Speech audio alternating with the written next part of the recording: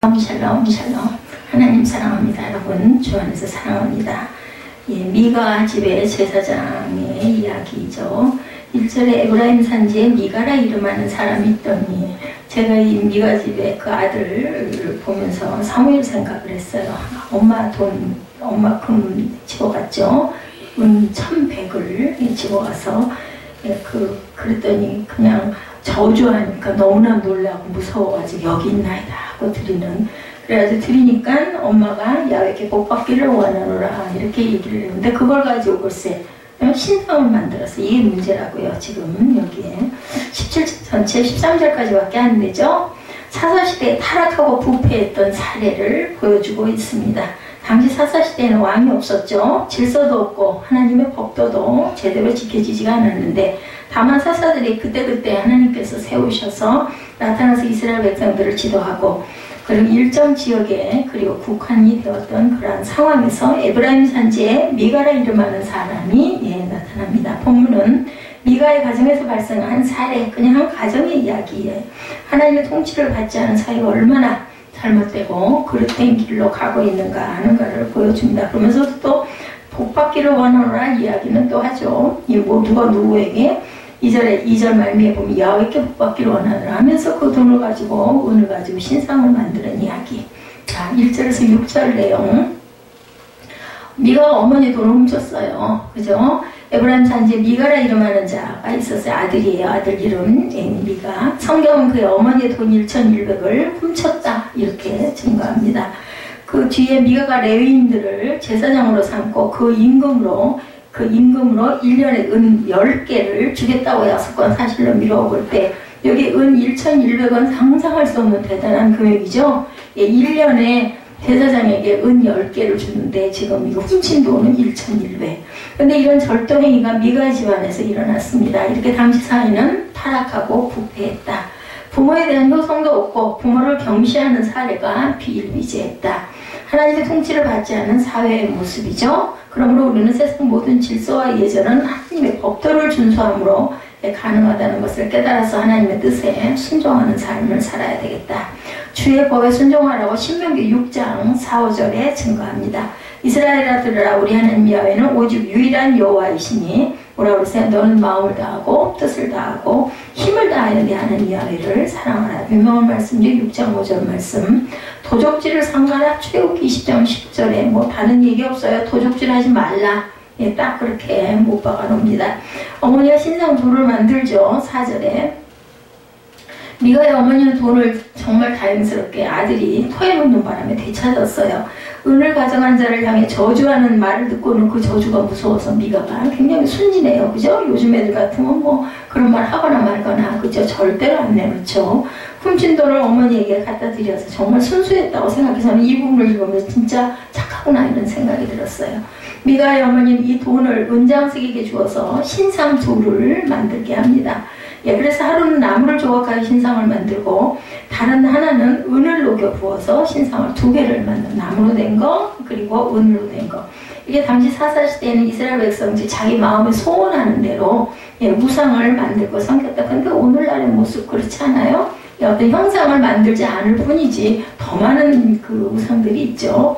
여기서 우상은 손으로 만든 것만을 지칭하는 것은 아닌 거 우리 너무나 잘 알죠. 하나님보다 더 사랑하고 가슴 깊이 간직하시는 것이 있다면 그 우상이다. 뭐 예를 들어 남편을, 자식을, 그죠? 아니면 레저 활동할 때 뭔가 취미생활할 때 너무 거기에 빠지는 것도 결국은 예를 들어 주일 예배 빼트려 먹고 어디 가가지고 무슨 대회 한다고 쫓아가는 거 이런 건데, 뭐 어쩔 수 없이 1년에 한 번이나 뭐 이런 일이기 때문에 그때기 때문에 어쩔 수 없다면은 일찍 예배를 드리거나, 요즘엔 또 뭐 토요일날 당겨서 미리 예배를 드리고 안 드리고 가면 좀 그러니까 그게 사실은 온전치는 않지만 그래도 아예 빠져먹는 것보다는 그렇게라도 예배들을 드리고 가기도 하죠. 따라서 돈이 우상이 될 수도 있고 자녀가 당연히 우상이 될 수도 있습니다. 그리고 세상에서 엄마가 가장 최고예요 하고 얘기하는 그것도 사실은 엄마가 우상이 되는 그런 이야기인데 몰라서 그러는 경우도 있습니다. 그러므로 우리는 우상이 우리의 심령을 지배하고 있지는 않은지 이것을 잘 살펴볼 줄 알아요. 때때로 너무 내가 거기에 빠져있고 너무 좋아하면 이거 내 우상 아니야? 이런 생각을 한 번씩은 해봐야 되겠다. 우상 숭배를 삼가라고 말씀하죠. 출애굽기 20장 4절에 너를 위하여 새긴 우상을 만들지 말고 위로 하늘에 있는 것이나 아래로 땅에 있는 것이나 땅 아래 물속에 있는 어떤 것의 형상도 만들지 마라. 그래서 천주교에서 그 성인들 모습 이렇게 자잘하게 만들어가지고 쫙 놔두고 그런 게 사실은 이 말씀에 위배된다 이런 이야기들을 많이 합니다. 물신 숭배 사례 디도서 1장 12절에 영생의 소망을 위함이라. 이 영생은 거짓이 없으신 하나님이 영원전부터 약속하신 것이다 라고 얘기합니다.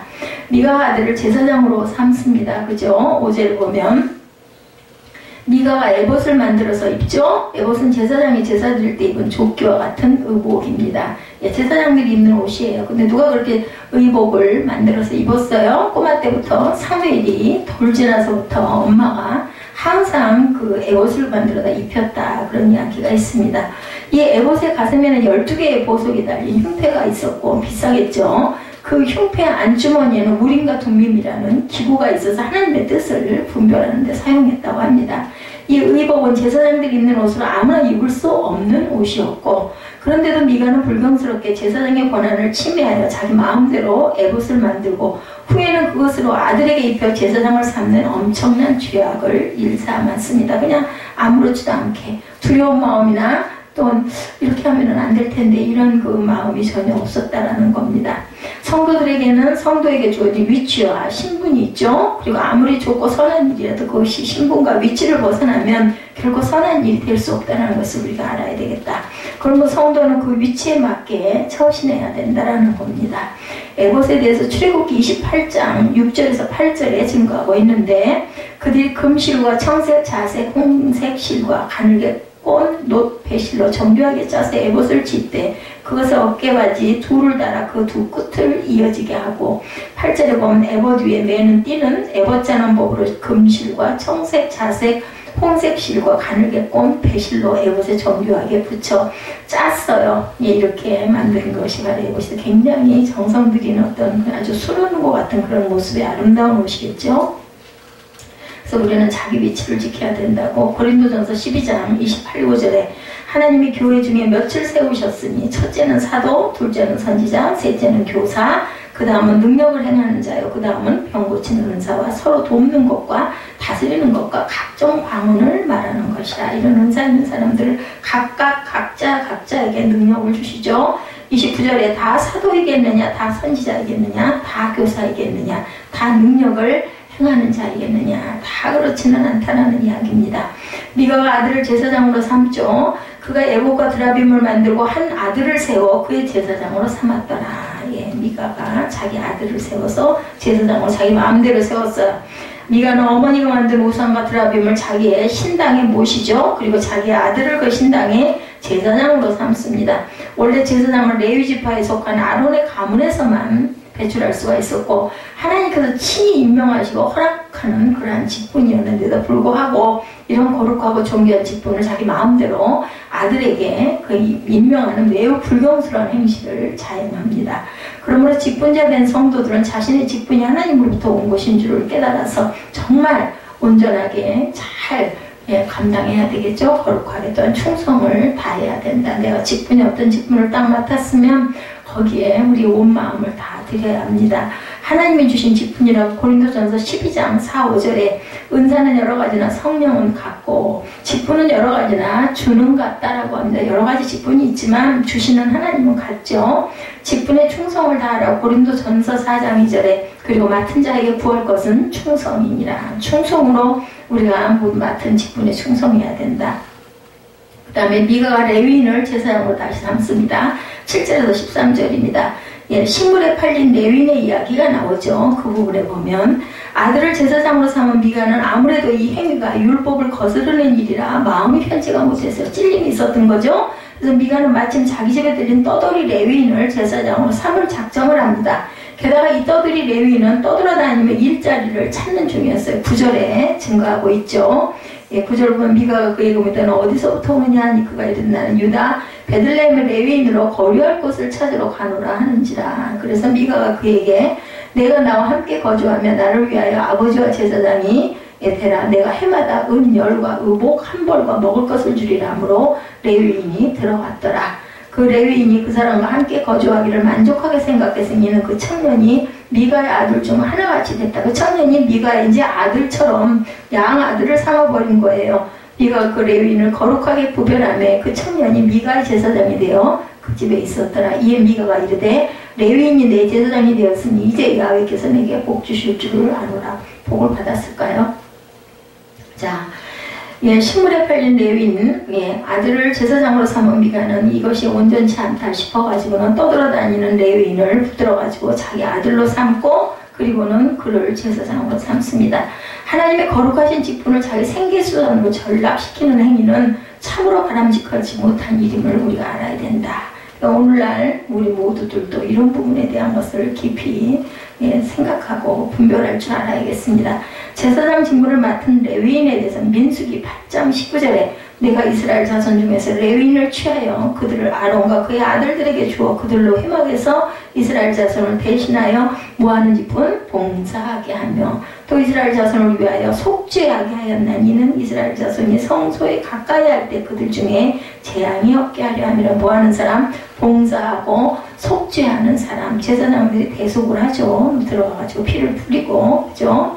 성소에 가까이 할 때 그들 중에 재앙이 없게 하려고 미리 들어가가지고 그러다 죽는 수도 있었다 그러죠. 돈으로 직분을 사는 행위에 대해서 사도행전 8장 20절에 베드로가 이르되 내가 하나님의 선물을 돈 주고 살 줄로 생각하였으니 내 은과 내가 함께 뭐할지어다 망할지어다. 그죠? 이 레위인, 이 미가는 반드시 그 가정은 망했겠죠. 불신앙과 타협하는 레위인에 대해서 12절 13절에 아까 읽었지만 하나님께서 레위인들을 이스라엘 전 지역에 흩어져 살게 하신 것은 레위인들이 이스라엘 전역에 흩어져 살면서 뭐하라고? 하나님의 말씀을 전파하라고, 가르치고 전파하고 훈계하도록 하기 위해서 하나님께서 이렇게 하나님 말씀을 전 지역에 흩어져 살게 했다라는 거죠. 레위인을. 이런 막중한 사명을 받았음에도 불구하고 여기 본문의 레위인은 자기의 안착할 곳, 살 곳을 찾습니다. 불신앙적 행실을 일삼는 미가와 타협하고 협상해서 신앙을 저버리는 이런 레위인의 모습, 이런 직분자들이 되어서는 절대로 안 되겠다. 금요를 많이 준다고 중대형 교회라고 그게 무조건 좋은 건 아니에요. 하나님의 핏값으로 세우신 교회에서 정말 죽으면 죽으리라라고 기도하면서 이끌고 나가는 것이 어떤 부분으로 보면 세상의 누군가 다르게 하나님 보기에는 기쁜 그러한 사역을 감당할 수도 있다는 거죠. 각자가 그릇이 다르겠지만 직분자는 하나님이 주신 직분에 최선을 다해서 충성할 뿐만 아니라 연약하고 잘못된 성도들을 권면하고 훈계하며 양육할 사명이 있다는 것을 명심해야 되겠다. 좋은 말만 하고 저 달콤한 말만 하고 언짢은 얘기는 절대 안 하고 요즘에 이렇게 눈치들을 많이 본다고 하죠. 계시록 2장 10절에 보면 충성하라 말씀합니다. 너는 장차 받을 고난을 두려워하지 말라. 볼지어다 마귀가 장차 너희 가운데서 몇 사람을 옥에 던져 시험을 받게 하리니 너희가 10일 동안 환난을 받으리라. 내가 죽도록 충성하라. 그리하면 내가 생명의 관을 네게 주리라. 여기서 열흘이라고 나타나는 것은 숫자입니다. 10일이고 10일은 아니겠죠. 권면과 훈계의 사명이 있습니다. 디모데전서 3장 2절에 그러므로 감독은 여기서 누구예요? 지금의 오늘의 목사를 얘기합니다. 장로나 목사.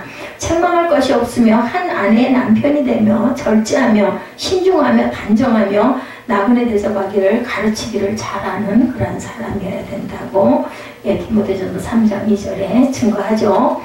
본문의 레위인은 정말 그릇되고 잘못된 직분자의 대표적 그러한 그 표상입니다.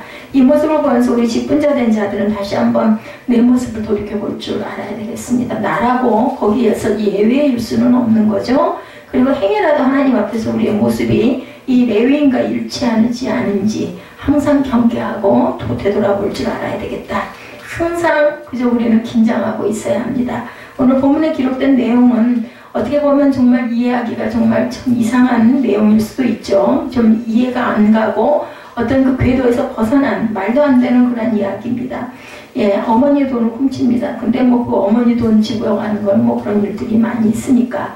근데 돈을 잃어버린 어머니가 하도 저주를 퍼부어대자 어머니는 아마 아들이 가져간 걸 모르지 않았겠어요. 이렇게 저주를 했겠죠. 양심의 가책을 느꼈는지 아니면 무서웠던지, 저주가 무서웠던지, 이 돈을 제가 훔쳤습니다 하고 도로 어머니한테 돈을 준 거는 참 잘했는데, 어머니가 내 아들이 하나님께 복 받기를 원한다고 하면서 그 돈을 하나님께 드리겠다고 이야기한 것까지는 괜찮았어요. 근데 하나님께 드리는 방법이 이상했죠? 돈으로 신상을 만든 게 잘못된 거죠. 미가의 집에는 신당도 있었다고 그래요. 그래서 그 신당에다 신상을 모셔놓고 자기 아들 중에 한 사람을 뽑아서 제사를 이렇게 해서 드리자. 뭐 예를 들면은 신학 공부하지 않은 어떤 가정에서 강단을 딱 만들어 놓고 거기서 예배를 주일 예배를 드린다고 서서 설교를 하고 이런 모습으로 보여지기도 하죠. 가정 예배는 드릴 수가 있어요. 가족이 둘러 앉아가지고 누가 말씀을 읽기도 하고 기도하기도 하고 뭐 아버지가 아니면 어머니가 말씀에 대한 것을 풀어서 설명할 수도 있습니다. 그런 중에 구할 것을 찾아 헤매는 어떤 레위인을 만나서 자기 아들로 제사장을 삼았던 미가는 반색을 합니다. 아들 그냥 임의로 세워놨는데 마음에 꺼리낌 했던 거죠. 이 사람은 레위인이니까, 그죠? 레위인에게 자기 제사장이 되어달라고 요청했고, 마침 거할 곳을 찾아 헤매는 중이었으므로 흔쾌히 승낙을 합니다. 그래서 미가는 아주 흡족해서 이제 레위인이 자기 제사장이 되었으니까 하나님께서도 내가 온전히 했으니까 내게 복을 주실 것이다 얘기하는 것으로 오늘 본문이 끝나죠. 13절로 끝납니다. 짧죠. 17장은. 어머니 지갑에서 돈을 순척하는 일은 뭐 요즘에 아들들이 뭐 딸보다는 아들들이 많이 그래요. 그죠? 미가가 훔친 액수가 굉장한 액수였던 것 같습니다. 은 1,100을 훔쳤는데 은 1,100이 10절에 보면 제사장 1년 연봉은 은 몇 개? 10개이죠. 제사장 110명의 연봉을 합산한 숫자로 훔친 거예요. 그 미가가. 미가 하니까 자꾸 다윗의 아내 이름 생각이 자꾸 나죠. 비단 훔친 액수만 문제가 아니고 오늘 본문의 주인공인 미가라는 사람은 이상한 사람, 야훼라는 말이 나오는 것을 보면 하나님을 믿는 사람 같은데 하는 짓은 아무래도 이상하죠.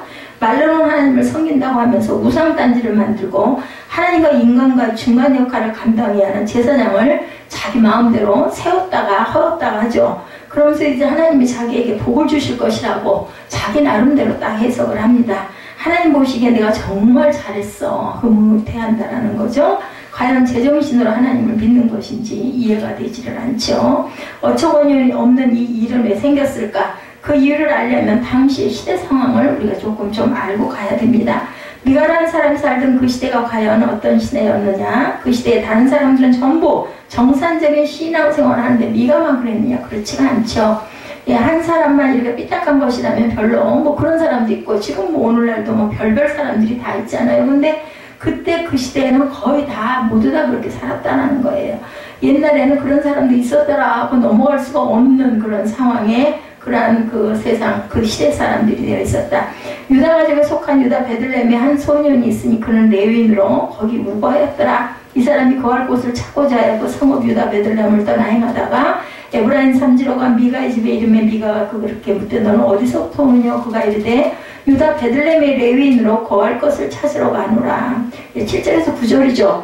베들레헴에 있던 어떤 레위인이 거할 것을 찾아 방황하는 이야기죠. 당신은 레위인이 거할 것을 찾아 방황해야만 할 수밖에 없었던 시대였다는 거죠. 다른 지파에 속한 사람이란 몰라도 레위 지파 한 사람이 왜 거할 것이 없어 방황을 했을까? 왜냐하면은 레위인들은 그저 이스라엘 사람 백성들이 다 먹이게 되어 있었는데 오늘날에도 교회 목사님들 같은 경우에 교회에서 그냥 생활하시잖아요.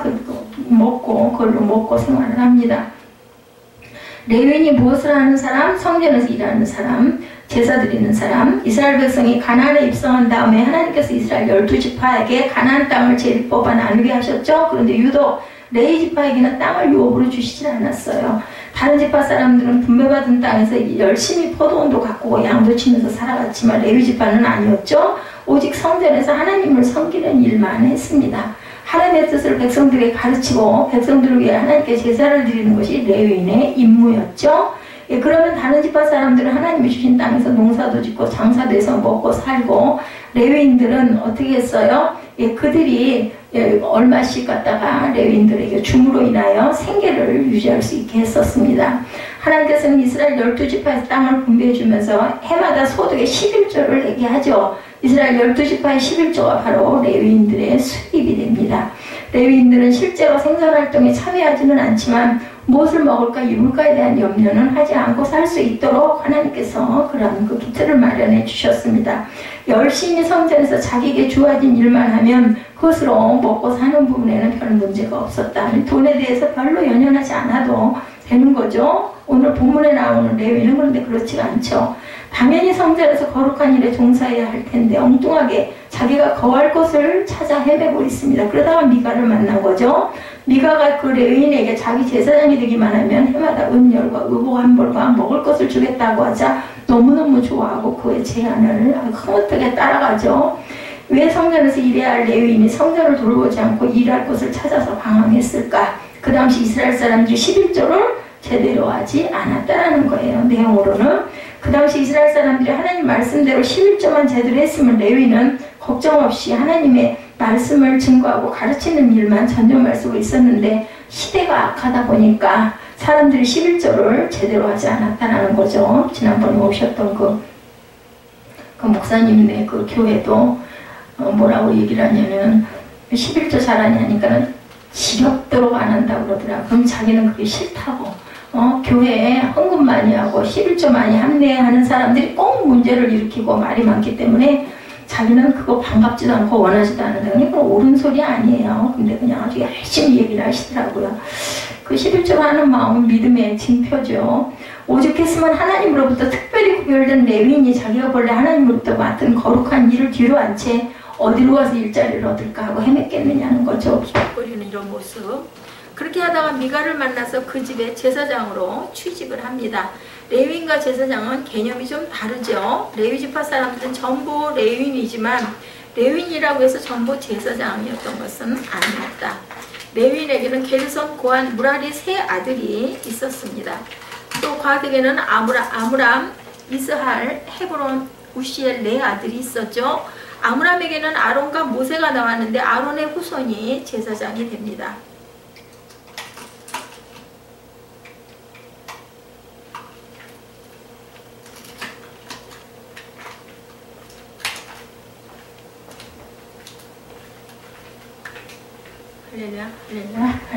예. 레위에게는 게르손, 고한, 무라리 세 아들이 있었는데 고하드에게는 아므람, 이스할, 헤브론, 우시엘 네 아들이 있었고 아므람에게는 아론과 모세가 나옵니다. 아론의 후손이 제사장이 되죠. 즉 레위지파 중에 고핫, 아므람, 아론으로 이어지는 계보를 갖는 사람들이 제사장이고 그렇지 않은 사람들은 일반 레위인들이다. 제사장과 레위인은 조금 달라요. 이래가지고 자기 아들로 제사장을 삼았던 미가가 레위인을 보고 반색해서 제사장을 삼았다는 얘기는 신학교육 받지 않은 자기 아들을 사설 목사로 삼았다라는 그런 뜻과 같은 이야기입니다. 그리고 마침 교회에서 시무를 본 적이 있다는 사람을 만나자 그 사람을 무슨 사설 목사로 고용을 했다는 거예요. 목사 안수를 받지 않은 그냥 교회에서 조금 뭐 좀 했다 하는 사람을 목사로 세웠다는 것과 비슷한 그런 얘기다. 일반 그 성도가 목사 노릇을 하는 것보다 교회 사무원 경험이 있는 사람이 목사 노릇하는 게 낫겠다. 이런 발상입니다. 오늘 본문에 나오는 레위는 유다 베들레헴 사람이었죠. 그리고 미가는 에브라임 산지에 사는 사람이었습니다.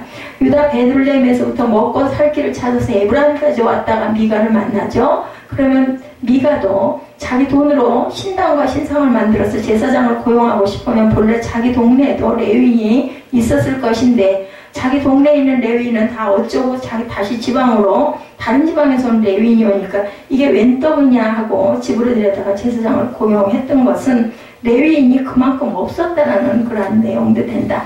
네가 살던 지방의 레위인들도 이미 전부 자기 살 길을 찾아서 뿔뿔이 흩어진 거죠. 누가 뭐라고 해도 나는 하나님이 거룩하게 구별한 레위인이라고 해서 레위인 고유의 일만 고집했다가는 굶어 죽기 딱 좋은 그런 당시의 시대의 형편이었다. 사사기는 이스라엘 민족이 가나안 땅에 들어간 다음에 있었던 일들에 대한 기록입니다. 이스라엘이 애굽에서 무려 몇 년? 430년 동안이나 노예 생활을 하다가 홍해를 건너 애굽을 탈출했죠. 홍해를 건넜다고 해서 그것이 다 가나안이었느냐 하면 그렇지 않았습니다. 홍해를 건넌 다음에 꼬박 몇 년을 40년을 광야에서 보낸 다음에 근데 이게 40년 동안 그 갈 거리는 아니었어요. 예, 거기서 그만큼 헤매고 또 38년 동안인가 한 곳에 모여가지고 운거하고 살았던 적이 있었습니다. 그래서 결국은 나머지 가나안까지 들어가는 데까지 40년이 걸렸다라는 거죠. 가나안 땅은 하나님께서 아브라함 때부터 미리 약속하신 젖과 뿔이 흐르는 땅이었습니다.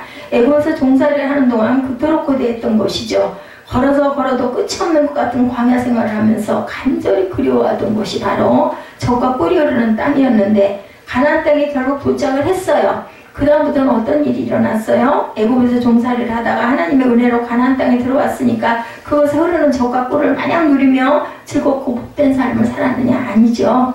사사기를 아무리 읽어도 그런 얘기는 없습니다. 분명히 젖과 꿀이 흐르는 땅에 들어왔는데 어떻게 된 영문인지 실제로 지내는 모습은 애굽에 있을 때와 비교해서 나아진 것이었고 오히려 애굽은 그저 살만하게 다 정돈이 되어 있고 예, 그 문물이 발달된 곳인데 이곳은 그냥 아주 그냥 예, 그 황무지였었죠. 걸핏하면 모압이 못 살게 굴고 모압에서 벗어나면 미디안이 못 살게 굴고 미디안에서 벗어나면 암몬이 못 살게 굴고 암몬 다음에 블레셋이 못 살게 계속 전쟁입니다. 그리고 땅도 예, 주기는 줬는데 그게 제비를 뽑았지만 비어있는 땅이 아니었죠. 거기 살고 있던 원래 그 원주민들이 다 살고 있는 땅을 뺏어가지고 싸워서 정복해야 거기서 살 수가 있었던 그런 모습이었죠. 애굽에 있을 때는 못 살게 구는 나라는 애굽뿐이었는데 그죠? 기껏 애굽 땅에서 벗어나서 가나안 땅에 온 다음부터는 젖과 꿀은 고사하고 동네 북신세가 됩니다. 그러니까 이건 사기야 소리가 났겠죠? 대체 홍해를 건넌 이유가 뭐냐고 내가 왜 이렇게 사냐고 이런 소리들이 나오죠. 구름기둥 불기둥으로 인도를 받고 하늘에서 내린 만나를 먹고 반석에서 나온 물을 마신 하나님의 백성이 왜 이렇게 비참하게 계속해서 그죠? 얼른 그 정리도 안 되고 계속 이런 그 소용돌이 속에 지내야 할까 이렇게 지낼 바야 하면 차라리 애굽에 있을 때가 낫다. 마늘과 부추를 실컷 먹었다 그러고 막 그 고통스러워하죠. 애굽에서 나왔다고 하는 그 말은 하는데 실제로 애굽에서 나온 유익이 아무것도 느껴지지가 않는 거예요. 요즘 말로 바꾸면 평생 예수를 모르고 살다가 하나님의 은혜다 해서 구원을 받았는데 구원 얻기 전과 비교해서 도무지 나아진 게 없어. 더 어려운 일들만 더 생기는 거예요. 교회 다니기 시작했더니 주변 모든 사람이 자기를 부러워할 정도로 하나님의 은혜를 누리고 사는 건 고사하고 교회 다니기 전보다 훨씬 더 삶이 힘들고 황폐해졌다라는 이야기입니다. 이런 경우가 많이 있습니다. 대체 이런 어처구니 없는 일은 도대체 왜 생기느냐? 우리가 이렇게 기도할 때가 있죠. 도대체 하나님 언제까지입니까? 다윗도 그런 기도도 했어요. 혹시 사사기 전체 주제가 오늘 본문 6절에 답이 있죠. 그때는 이스라엘이 왕이 없으므로 사람마다 어떻게 자기 소견에 옳은 대로 행했더라. 내가 생각하기 그냥 옳으면 옳은 대로 했다는 거예요. 왕이 없었기 때문에. 예, 그때 이스라엘에 왕이 없음으로입니다. 사사시대에는 왕이 없었죠. 그때 이스라엘이 왕이 없었고 이스라엘이 왕이 없을 그때라는 말이 계속해서 반복해서 나옵니다. 왕이 없어서 어떻게 되었느냐? 사사기 시대같이 되었습니다. 이스라엘 민족이 애굽에서 나와서 약속의 땅 가나안에 들어갔는데 약속의 땅에 들어갔음에도 불구하고 이렇게 온 주변에 있는 나라들에게 얻어맞는 투성이는 전쟁에서 맨날 그저 실패하고 싸우고 그저 미디안에게 시달리고 블레셋한테 시달린 이유가 바로 뭐가 없기 때문에 왕이 없었기 때문이다. 그러면 이 왕은 누구예요? 하나님이 왕이셔야 되죠. 왕이신 우리 하나님이십니다.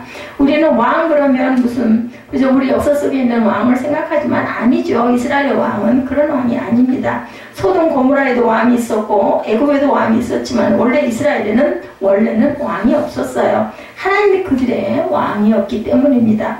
하나님을 모르는 이방 족속들은 저희끼리 머리를 맞대서 누가 자기를 다스리는 것이 좋은지 자기들 중에 누가 힘이 센지 그죠? 그래서 왕을 세웁니다. 그리고 그 왕을 중심으로 다른 나라와 전쟁도 하고 살기 위해서 노력도 했지만 이스라엘은 그럴 필요가 없었어요. 왜냐하면 하나님이 하라고 하는 것을 하고 하지 말라고 하는 걸 안 하면 됐기 때문입니다.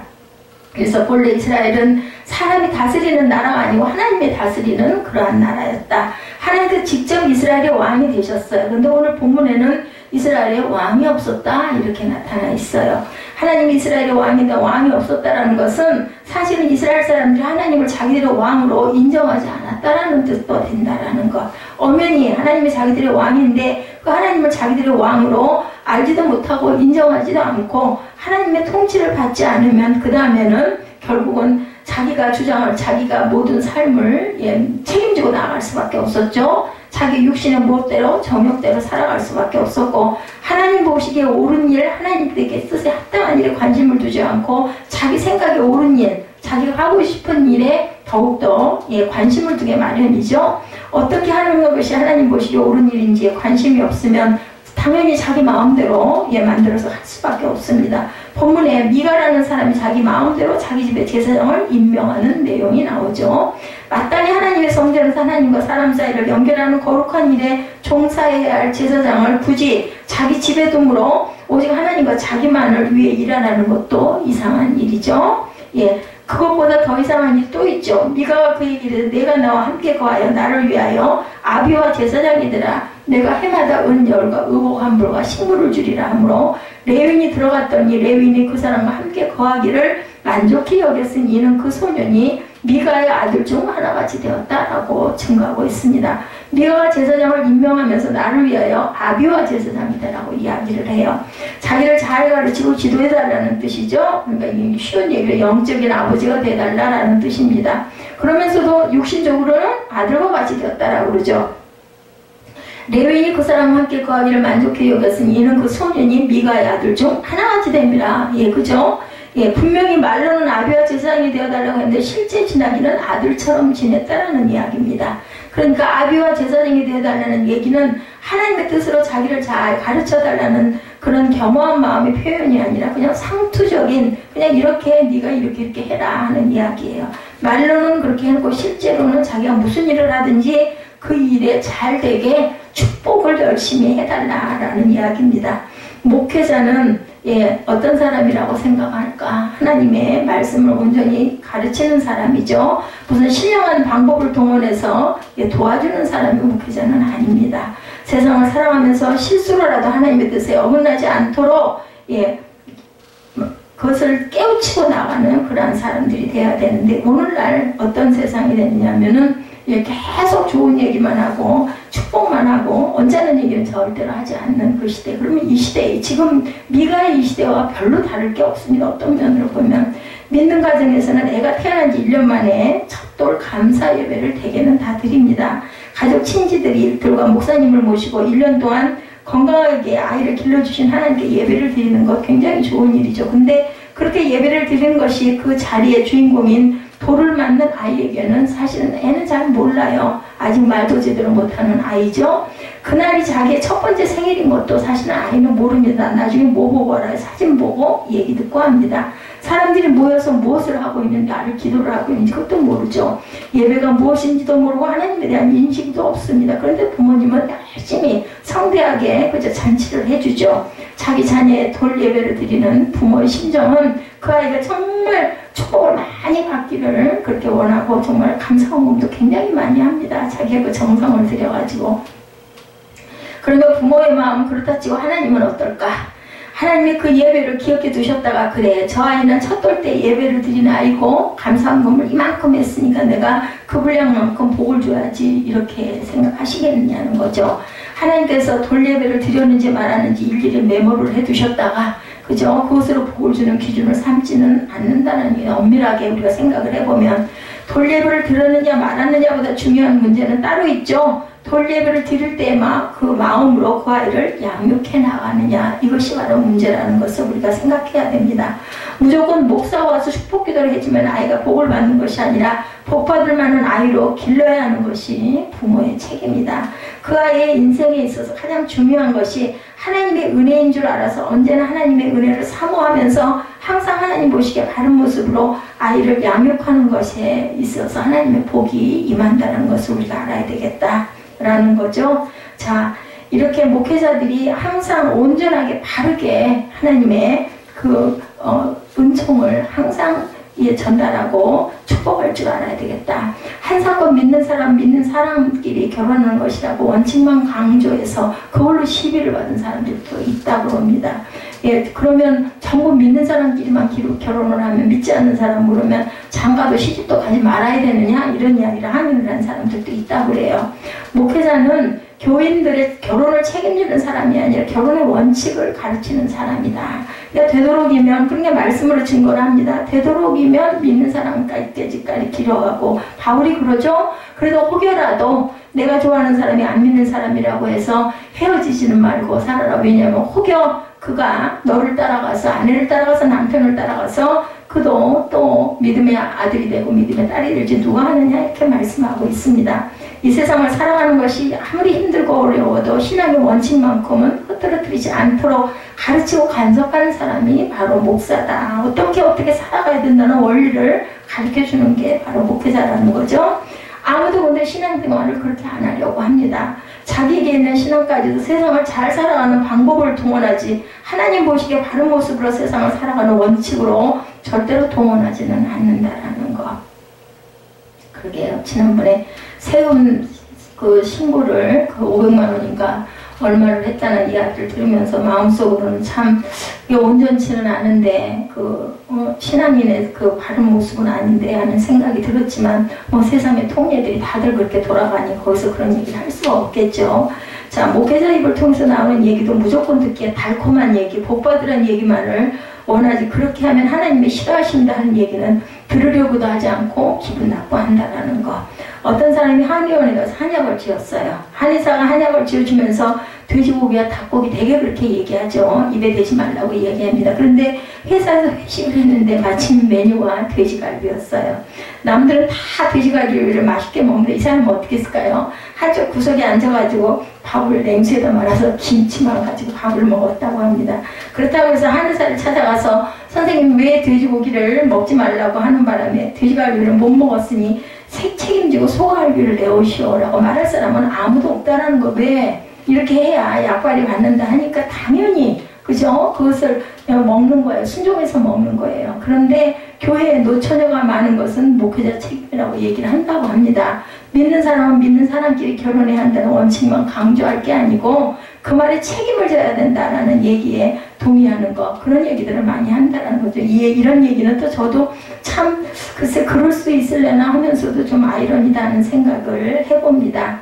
자, 이렇게 목회자의 말을 듣고 자기를 고치고 다듬어야 하는 줄 모르고 목회자의 무조건 그 하는 일을 잘 되도록만 빌어주는 게 목회자의 책임이다 이렇게 생각을 하는 건 잘못된 거다. 오늘 본문에 미가가 말로는 나를 위하여 아비와 제사장이 되어달라고 해놓고 실제로는 제사장을 아들처럼 대했다라는 거예요. 그런 사람들 요즘 세상에 얼마나 많아요. 그죠?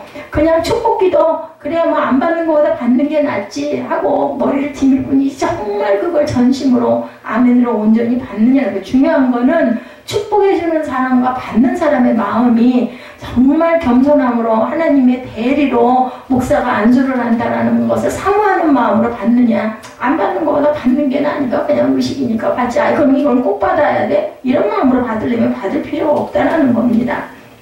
그래서 자기가 무슨 일을 하든 간에 하나님의 이름으로 축복해준 사람이 바로 제사장이었다. 그 제사장을 통해서 들리는 하나님의 음성을 들을 귀는 없어요. 그냥 그것만 해주면 돼. 야, 나는 그냥 했어. 나는 예배 드렸어. 이거는 아니라는 거죠. 사사기 시대에 정상적인 경로를 통해서 들리는 하나님의 말씀은 들을 수 없을 만큼 영적으로 이렇게 어두운 시대였다. 나중에 이스라엘은 하나님의 말씀을 듣고 싶어도 전해주는 사람이 없어도 듣지 못할 정도까지 암울한 시대가 됩니다. 그래서 하나님의 오죽이나 답답하니까 순간순간 사사를 임명해서 감동을 줘가지고 사사가 일어나게 하죠. 그래서 사사들이 일어납니다. 그 암흑의 시대에 350년 동안 사사를 세워가지고 신앙에 열심히 있는 사람이 아니라 석 달에 한 번 교회 얼굴만 비추는 사람이라고 해도 자기에게 어려운 일이 있으면 교회를 생각합니다. 대개는 정말 힘든 일이 있으면. 어떤 사람이 그렇게 해서 교회를 찾았다고 그래요. 남들에게 예수 믿는 사람이고 말하기도 쑥스러울 정도로 신앙생활을 엉망으로 하기는 했지만 그래도 교회는 포근하고 따뜻한 곳이라는 기억이 있는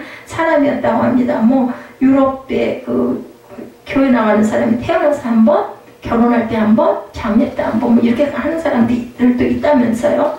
그래서 어린 시절에 기억을 더듬으면서 교회를 찾았어요, 이 사람이. 그런데 교회가 없더랍니다. 찾아보니까 자기 기억으로는 분명히 교회가 있었던 자리였는데 술집이 들어서 있더라는 거죠. 그 마을만 그런 것이 아니라 옆마을도 그렇더랍니다. 그런 경우를 당하면서 그 사람의 마음은 도무지 굉장히 말로 형언할 수 없는 만큼의 그 쓸쓸한 마음이 들었다.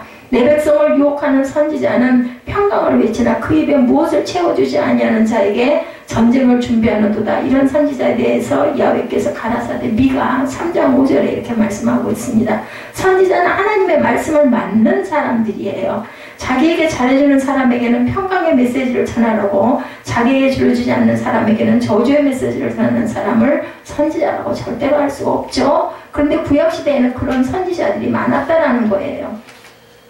그 시대가 정상적인 시대였으면 그런 선지자는 발붙일 여지가 없었을 것인데 수요가 있어서 공급이 있는 법이죠. 그런 선지자가 있었다는 얘기는 그 시대가 그만큼 어떤 시대? 정말 엉망진창인 썩은 시대였다. 선지자의 문제가 아니라 그 시대의 백성들의 문제, 그죠? 하나님을 믿는 자녀들의 문제였다. 듣기에 좋은 말을 해주는 선지자에게만 귀를 기울이고 듣기에 거북한 얘기라는 선지자는 무조건 패착해서 막 죽이잖아요. 물론 그런 상황이라면 선지자라도 별 수 없다는 뜻이 아니고, 그런 선지자가 용납될 만큼 당시 시대 풍조가 그렇게 심각했다라는 겁니다. 사사기 시대가 바로 그런 시대였다. 어떻게 하는 것이 하나님의 뜻인지 가르쳐주는 사람은 아무도 없어요. 어느 한 사람도 하나님의 뜻을 아는 사람이 없었던 시대고, 자기의 잘못을 책망한 하나님의 말씀을 듣기 싫어했더니 나중에는 하나님의 말씀으로 위로를 받고 싶어도 아예 위로를 받을 수가 없게 되어버렸다는 겁니다. 이 세상을 살아가면서 어떻게 하면 하나님과 관계 없이 살아갈 수 있는지, 우리가 이 세상을 살아가면서 어떻게 하면 하나님을 버릴 수 있는지, 하나님을 버릴 수 있는 방법을 우리가 생각해 봅니다. 하나님을 버릴 수 있는 방법을 알면 하나님과 동행하는 방법도 자연히 알게 되기 때문이죠. 어떻게 하면 하나님을 버릴 수 있는 거 아니? 매사에 자기 생각대로 하면 하나님을 버리는 거죠. 자기 스스로 생각해서 이것이 옳다 싶은 것을 하고 항상 고집하고 바로 거기에 하나님은 함께하지 않는다라는 것이죠. 자기 생각에 자기가 틀렸다고 하면서 자기가 틀린 것을 고집하는 사람은 없어요. 옳다고 여기기 때문에 그렇게 한다는 거. 본문엔 미가가 아무런 자책감이 없었어요. 처음에 자기 생각에 자기는 하나님께 복받을 일을 했다라고 생각을 한 거예요. 하나님의 기준이 아니라 자기 기준. 그 형상을 만들어 놓고 분명히 이것으로 내가 제사장을 아들을 삼아가지고 했으니까 복을 받을 것이다 이렇게 생각을 한 거죠. 하나님께서 저와 여러분에게 신앙에 간섭하시지 않는다면 저와 여러분의 인생이 어떻게 달라질까? 신앙은 우리와 하나님과의 관계죠. 각자와 하나님과의 관계입니다. 하나님께서 우리의 신앙 여정에 간섭하지 않는다는 것은 말이 안 되는 거죠. 혹시 하나님께서 이 시간 이후에 저와 여러분에게 간섭하지 않는다고 해도 여러분의 신앙에는 전혀 아무런 변화가 어쩌면 없을지도 모릅니다. 그렇다면 저와 여러분의 신앙생활을 잘못하고 있는 거죠. 하나님을 왕으로 모셔서 하나님의 통치를 받으면서 신앙생활하는 것이 아니라 자기 성질대로 왔다 갔다 하면서 그 신앙하는 것, 신앙생활하는 것은 신앙생활이 아닙니다. 이런 일이 있으니까 내가 빠지고 저런 일이 있으니까 내가 요 시간에 갔다가 살짝 있다가 이렇게 가야지, 이런 마음을 가지고는 아무런 소용이 없다.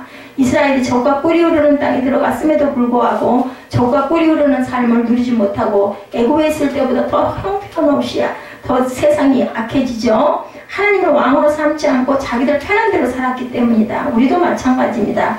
교회 다니면서 하나님께서 주신 은혜와 복락을 누리지 못하고 예수를 모르는 사람처럼 여기저기 우리가 시달리면서 살아가는 것은 하나님의 뜻대로 살지 않고 내 마음대로 내 고집대로 살려고 하기 때문에 더 공고하고 힘들다라는 거죠. 내 마음대로 살면서도 그것이 틀린 줄은 모르고 그것이 하나님께 복받을 길이라고 우기면서 살고 있는 것은 아닌지, 각자 우리가 이런 그 말씀 속에서 미가를 보면서, 미가의 가정을 보면서 이런 생각을 하고 한번 되돌아봐야 되겠죠. 우리의 왕은 과연 누구신가? 예수를 믿는다고 하면서 여전히 내가 내 자신의 왕은 아닐까? 내 가정의 왕은 내가 아닌가? 이런 생각을 한번 해봐야 되겠죠. 우리의 영원한 왕은 오직 하나님이시라는 거. 하나님이 우리의 왕이면 우리의 삶은 진정 적과 꿀이 흐르는 삶이 돼갈 것이다. 그렇게 우리는 다가가는 거죠. 그 마음 중심에 하나님을 왕으로 모셔서 늘 적과 꿀이 흐르는 복된 삶을 살아가야 되겠다. 미가 이야기 1절에서 13절 말씀 속에서 내 마음대로 내 법대로 사는 것은 하나님과 동행하는 삶이 아니고 항상 하나님의 순종과 하나님의 뜻을 구하고 내 모습이 과연 내가 내 가정의 왕은 아닌가를 생각할 줄 아는 저와 여러분 되시기를 주님의 이름으로 축복합니다.